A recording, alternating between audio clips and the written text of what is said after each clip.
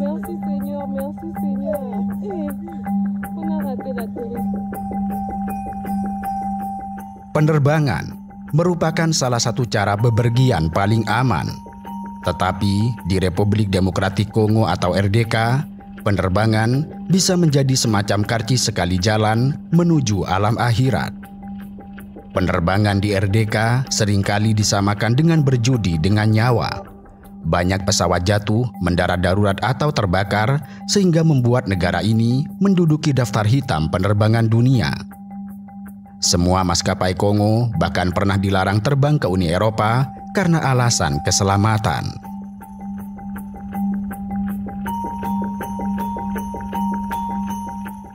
Republik Demokratik Kongo sejatinya merupakan salah satu negara dengan kekayaan alam terbesar di dunia. Dari perut buminya, dunia mendapatkan berbagai mineral paling berharga seperti emas, berlian, tembaga, uranium hingga kobal yang merupakan bahan vital untuk baterai serta teknologi modern. Kendati demikian, kenyataan ini berbanding terbalik dengan kondisi infrastruktur serta transportasinya, terutama dalam sektor penerbangan.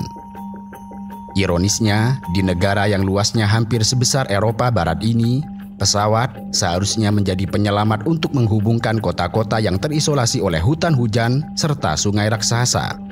Tetapi kenyataannya, langit Kongo justru menjadi ruang penuh bahaya.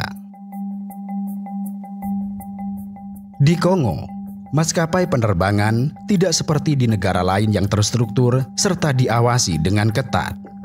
Di sini ada ratusan maskapai kecil yang lahir dan mati begitu saja. Banyak yang tidak terdokumentasi dengan jelas, tidak memiliki kantor tetap, bahkan tidak memiliki prosedur keselamatan. Maskapai-maskapai ini hanya membeli pesawat tua, menyewa pilot, lalu menjual tiket dengan harga sangat murah. Mereka beroperasi terutama di pedalaman untuk melayani rute yang tidak disentuh maskapai besar. Bagi warga di daerah terpencil, ini satu-satunya pilihan untuk keluar dari isolasi. Namun demikian, mereka harus menghadapi risiko yang sangat besar. Bagi orang Kongo, pesawat bukanlah kemewahan, tetapi kebutuhan yang sangat mutlak. Wilayah yang luas dan minim jalan darat membuat perjalanan darat bisa memakan waktu berhari-hari. Dari Kinshasa, ibu kota yang terletak di barat, menuju Goma yang berada di timur, jaraknya mencapai sekitar 1.500 km. Tetapi karena jalan raya yang buruk dan rawan konflik, perjalanan darat bisa memakan waktu berminggu-minggu. Dengan pesawat, perjalanan itu bisa ditempuh dalam beberapa jam saja. Namun, kenyataan pahitnya adalah setiap kali orang membeli tiket pesawat, mereka sebenarnya juga membeli risiko besar atau karcis menuju kematian. Sebagian besar maskapai di RDK mengoperasikan pesawat dengan usia yang sudah sangat tua dan seringkali lebih dari 30 hingga 40 tahun. Pesawat-pesawat itu umumnya buangan dari negara-negara lain karena sudah dianggap tidak layak pakai di Eropa atau Amerika. Namun, bukannya masuk museum atau dibuat suku cadang, di Kongo, pesawat-pesawat ini masih dipaksa untuk terbang. Sebuah Boeing 727 yang sudah pensiun di Eropa bisa saja dihidupkan kembali di negara Kongo, membawa penumpang dan barang melintasi hutan tropis. Dalam dunia penerbangan, perawatan pesawat adalah hal yang sangat sakral. Setiap jam terbang dicatat dengan presisi, setiap baut diperiksa, dan setiap mesin melalui pemeriksaan berkala. Tetapi di Kongo, hal ini seringkali tidak berjalan sebagaimana mestinya. Teknisi sering harus bekerja tanpa suku cadang asli. Jika ada mesin yang rusak, bagian dari pesawat lain yang sudah tidak terbang akan dijadikan donor.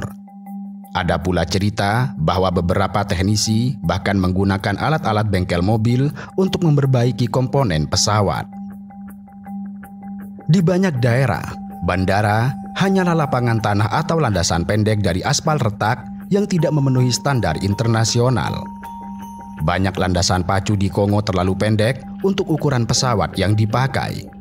Beberapa hanya sepanjang 800 hingga 1000 meter. Padahal pesawat kargo Antonov atau Boeing tua yang sering dipakai butuh lebih dari 2000 meter untuk lepas landas dengan aman, apalagi jika kelebihan muatan. Akibatnya, pilot harus mengambil risiko besar. Mereka menekan mesin hingga batas maksimal, berharap pesawat bisa berangkat sebelum ujung landasan habis. Namun jika gagal, pesawat bisa menabrak pepohonan, jurang, atau pemukiman warga yang sering berada tepat di ujung jalur. Karena itu, tidak berlebihan jika banyak orang menyebut pesawat-pesawat Kongo sebagai peti mati terbang. Setiap kali lepas landas, terdapat rasa was-was yang menggelayut di hati penumpang. Mereka tahu bahwa pesawat itu sangat tua, tahu bahwa muatannya sering berlebihan, dan tahu bahwa pilotnya pun sering terbang dengan jam kerja yang melelahkan.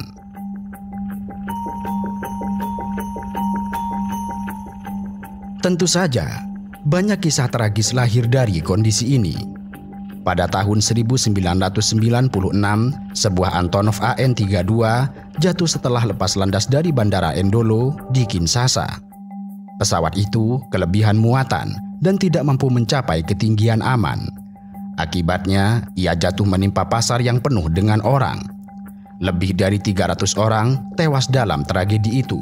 Sebuah kecelakaan yang sampai hari ini dikenang sebagai salah satu yang paling mengerikan di Afrika. Di negara-negara maju, bandara dilengkapi dengan radar modern, menara pengawas, serta sistem navigasi yang canggih. Namun di Kongo, banyak bandara tidak memiliki fasilitas ini. Pilot sering harus mengandalkan pengalaman dan intuisi untuk menavigasi pesawat melewati badai tropis atau kabut tebal. Di sisi lain, pengawasan keselamatan oleh pemerintah hampir tidak ada. Korupsi telah membuat aturan penerbangan sangat longgar, sehingga pesawat yang seharusnya dilarang terbang tetap bisa beroperasi setelah membayar cuan. Karena itu, tidak heran jika Uni Eropa, Amerika Serikat, dan Badan Internasional sudah lama melarang maskapai Kongo beroperasi di wilayah mereka. Larangan itu tentu bukan tanpa alasan. Statistik kecelakaan menunjukkan bahwa RDK adalah salah satu negara dengan rekor penerbangan paling mematikan di dunia. Beberapa kecelakaan besar menjadi bukti nyata. Setiap kecelakaan menambah panjang daftar hitam, tetapi jarang ada perubahan nyata. Buruknya penerbangan di RDK tidak lepas dari rantai sejarah panjang yang bermula dari masa penjajahan Belgia. Pada awal abad ke-20, Belgia melihat Kongo bukan sebagai sebuah negara, melainkan sebagai tambang raksasa. Infrastruktur hanya dibangun sejauh mendukung ekstraksi sumber daya. Jalur kereta untuk mengangkut tembaga, jalan raya menuju tambang, dan pelabuhan sungai untuk ekspor. Penerbangan pun tidak luput dari logika kolonial ini. Bandara-bandara pertama dibangun bukan untuk rakyat, namun untuk kepentingan tambang serta administrasi kolonial. Pesawat digunakan oleh pejabat Belgia atau perusahaan Eropa, dan bukan oleh penduduk Kongo.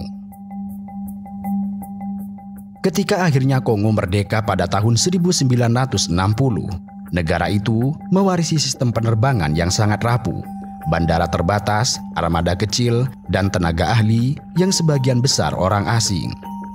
Tidak ada investasi untuk mengembangkan industri penerbangan nasional karena selama puluhan tahun rakyat tidak dianggap sebagai subjek pembangunan. Pada tahun 1965, seorang tokoh militer bernama Mobutu Sese Seko merebut kekuasaan melalui kudeta. Dan di bawah rezim diktatornya, Kongo berganti nama menjadi Zaire, dan penerbangan nasional pun juga ikut dipoles. Mobutu membentuk Air Zaire, maskapai penerbangan nasional yang diharapkan bisa menjadi simbol kemajuan. Air Zaire sempat memiliki armada besar, Boeing 747, DC-10, hingga pesawat jarak menengah. Namun, di balik kemegahannya, Air Zaire adalah cermin dari korupsi yang mengerikan. Dana perusahaan sering diselewengkan untuk kepentingan pribadi penguasa. tiket gratis dibagi ke kroni politik, suku cadang tidak dibayar, dan hutang menumpuk. Pada tahun 1980-an, Air Zaire mulai runtuh. Pesawat-pesawatnya tidak terawat, jadwal berantakan, dan reputasi jatuh.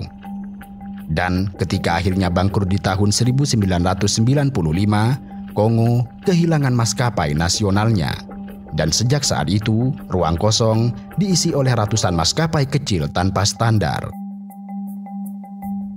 Runtuhnya Air Zaire bertepatan dengan runtuhnya rezim Mobutu. Tahun 1997, Laurent Désiré merebut kekuasaan, mengganti nama negara kembali menjadi Republik Demokratik Kongo. Namun demikian, pergolakan tidak berhenti. Yang menyusul adalah salah satu perang paling mematikan sejak Perang Dunia II, yaitu Perang Kongo Kedua antara tahun 1998 hingga tahun 2003. Lebih dari 5 negara terlibat, puluhan kelompok milisi berperang, dan jutaan orang tewas. Infrastruktur nasional hancur, termasuk bandara dan jalur penerbangan. Dalam situasi ini, penerbangan justru semakin kacau. Pesawat dipakai bukan hanya untuk transportasi sipil, tetapi juga untuk operasi militer dan logistik perang. Antonov tua buatan Soviet yang awalnya dirancang sebagai pesawat militer masuk ke Kongo dalam jumlah cukup besar. Setelah perang, pesawat-pesawat itu tidak ditarik dan justru dipakai untuk penerbangan sipil. Maka pesawat yang seharusnya dipakai di medan tempur kini mengangkut barang dagangan serta penumpang sipil tanpa standar keselamatan. Setelah perang mereda, Kongo mencoba membangun kembali negaranya. Namun, masalah besar mulai muncul, yaitu korupsi yang merajalela. Pemerintah pasca perang tidak mampu mengawasi ratusan maskapai kecil yang bermunculan. Banyak dari maskapai itu dimiliki oleh pejabat militer atau pengusaha lokal yang hanya mengejar keuntungan cepat. Pesawat dibeli murah dari pasar internasional, dipaksa terbang tanpa perawatan memadai, dan dioperasikan di jalur pedalaman. Tidak ada satupun otoritas nasional yang benar-benar berfungsi. Badan penerbangan sipil sangat lemah dan seringkali terikat dengan kepentingan politik. Sehingga sebagai akibatnya, aturan keselamatan hanya menjadi formalitas. Maka melihat semua kekacauan itu, Uni Eropa mengambil langkah yang sangat tegas. Sejak awal 2000-an, semua maskapai asal Kongo masuk daftar hitam. Artinya, tidak ada satupun pesawat Kongo yang boleh terbang ke Eropa. Larangan ini adalah pukulan besar bagi citra penerbangan Kongo. Dunia menilai negeri ini tidak mampu menjamin keselamatan penerbangan. Namun di dalam negeri, larangan itu justru dianggap sebagai kenyataan sehari-hari. Maskapai-maskapai tetap beroperasi meskipun hanya untuk rute domestik dan regional.